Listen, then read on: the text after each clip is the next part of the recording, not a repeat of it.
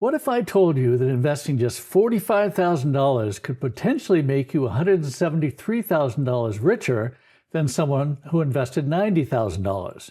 Sounds incredible, right? Let me show you how starting investing early may outperform investing more later. After 30 years of helping people manage their investments and work toward their retirement goals, I've seen this time and time again. The key factor isn't necessarily how much you invest as much as it is when you start investing. Did you know that time might be your most significant financial asset? Most people think you need more money to invest successfully, but that's not always the case. Let me explain how starting earlier with less money can outperform starting later with more. This isn't just theory. Let me show you the numbers and break them down for you in a way that makes practical sense. First, let's understand what compound growth actually means. Compound growth is when your money earns money, and then that money earns additional money. It's like a snowball rolling down a hill, potentially getting bigger over time. Let me give you an example. If you invest $1,000 and earn 10% in a year, you could have $1,100. The next year, you might earn returns on $1,100, not just your original $1,000.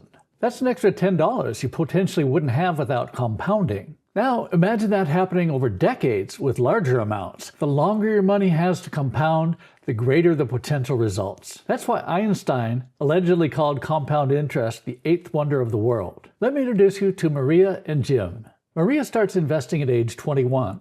She invests $3,000 per year. She does this for 15 years until she's 35.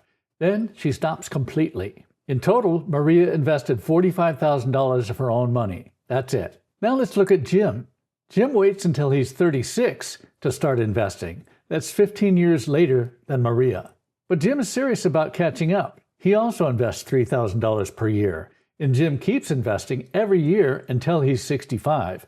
That's 30 years of investing. In total, Jim invested $90,000 of his own money, twice as much as Maria. In this illustration, both Maria and Jim earned a hypothetical 6% annual return on their investments. So who might end up with more money at age 66? Let's look at the numbers. Maria, who invested for just 15 years, could end up with approximately $425,119. Jim, who invested for 30 years, might end up with around $251,405. That's a potential difference of $173,714 in Maria's favor. Even though Jim invested twice as much money as Maria, even though Jim invested for twice as many years, Maria still potentially came out $173,714 ahead.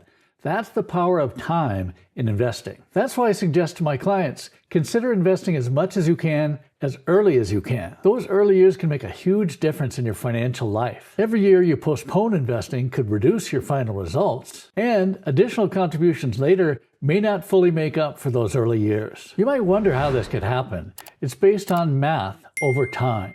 Think about it this way.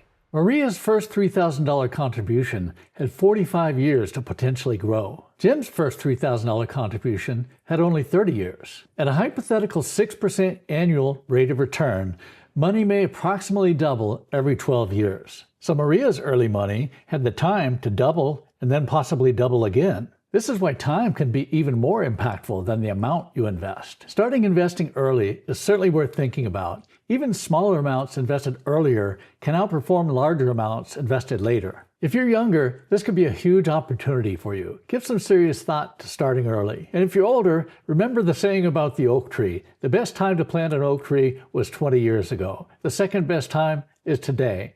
Every day potentially matters. And if you have kids or grandkids, you might want to consider discussing early investing with them. It could be a valuable wealth strategy concept to share. Now I'm curious, if you could go back in time and give your 20-year-old self one piece of financial advice, what would it be? Let us know in the comments below. If you're the kind of person who likes managing your investments yourself, I hope this information has been helpful to you. If you're the kind of person who likes help managing your investments, well, that's exactly what we do for our clients. I'll leave a link in the description below where you can schedule a no-cost, no-obligation consultation. For more on investing and retirement planning, watch these videos next.